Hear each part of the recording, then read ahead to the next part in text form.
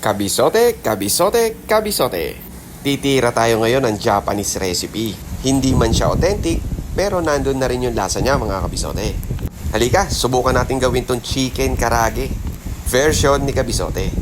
I-marinate muna natin yung chicken. Nandyan na po sa screen yung mga ingredients na ginamit ko para madali ninyong sundan mga kabisote.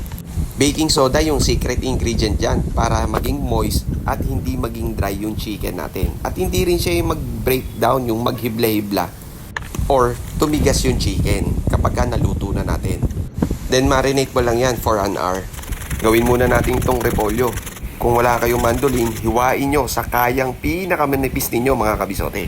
After 1 hour, i-coat lang ninyo yung chicken sa cornstarch. Itaktak mo yung excess, then deep fry mo na. Kabisote tip, huwag mo ibabad ng matagal sa cornstarch para hindi tumigas yung chicken mo. Check natin kung juicy and moist yung chicken natin. Ayan kabisote oh. Wow, diba? Then double fry for extra crispiness. Take note, kailangan i-rest mo muna yung chicken ng 5 to 10 minutes para makuha mo yung extra crispiness niya. Ayan, okay na mga kabisote.